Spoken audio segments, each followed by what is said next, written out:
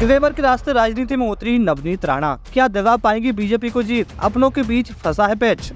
नवनीत राणा का विवादों से है गहरा नाता, कई नेताओं को पढ़ा चुकी है धर्म का पाठ। मोदी शाह ने दे दिया है खुला ऑफर, चुनाव जीती तो मिल जाएगा बहुत कुछ। महाराष्ट्र की 48 लोकसभा सीटों में से एक अमरावती सीट इस समय सुर्खियों के घेरे में है।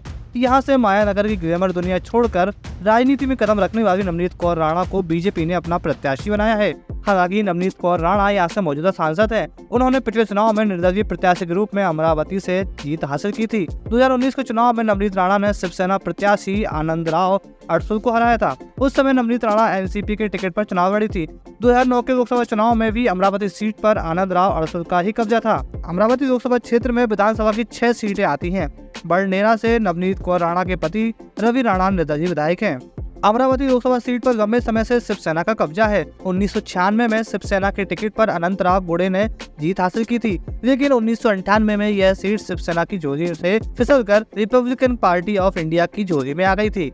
1999 में फिर से अनंतराव गोड़े ने जीत हासिल की और 2004 के चुनाव में भी वह विजयी हुए। वर्तमान में यहाँ से निर्दलीय नवनीत कौर राणा सांसद है। अमरावती सीट से देश की पहली महिला राष्ट्रपति प्रतिभा पाटिल भी सांसद रह चुकी हैं। इस बार नवनीत कौर राणा का मुकाबला इंडिया गठबंधन से कांग्रेस उम्मीदवार और विधायक बलवंत बी वानखेड़े सहित 36 प्रत्याशियों से है।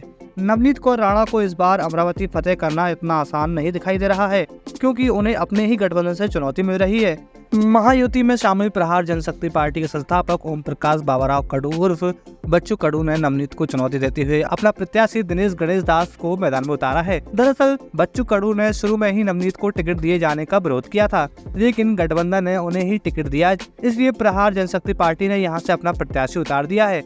अमरावती लोकसभा में आने वाली 2 विधानसभा सीटों पर प्रहार जनशक्ति पार्टी के विधायक हैं। इसके अलावा शिवसेना गुट के नेता और पूर्व सांसद आनंदराव अडसूल यहाँ से अपने बेटे अभिजीत अडसूल को टिकट दिलाने की कवायद कर रहे थे।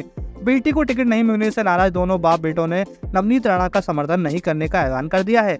नवनीत राणा की मुश्किलें अडसूल और बच्चू कडू ही नहीं बढ़ा रहे, बल्कि एनसीपी के नेता संजय होड़के ने भी नवनीत के साथ खड़ा होने से इनकार कर दिया है। अमरावती लोकसभा सीट केवल नवनीत कौर राणा के लिए ही बड़ी चुनौती नहीं है, बल्कि बीजेपी के लिए भी चुनौती है, क्योंकि बीजेपी यहाँ से पहली बार चुनाव लड़ रही है। नवनीत कौर राणा जहां अपने ग्लैमर स्टाइल की सुर्खियों में रहती है, वहीं विवादों के साथ भी उनका चोली दामन का साथ है। पिछली लोकसभा चुनाव में उन पर फर्जी जाति प्रमाण पत्र इस्तेमाल करने का आरोप लगा था। मुंबई हाई कोर्ट ने नवनीत पर 2 लाख रुपए का जुर्माना भी लगाया था।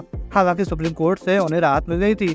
इसके अलावा 2022 में नवनीत कौर राणा ने महाराष्ट्र के तत्कालीन मुख्यमंत्री उद्धव ठाकरे के निवास के बाहर हनुमान चालीसा पढ़ी थी, जिसके लिए उन पर आंसू काफी लगाई गई थी।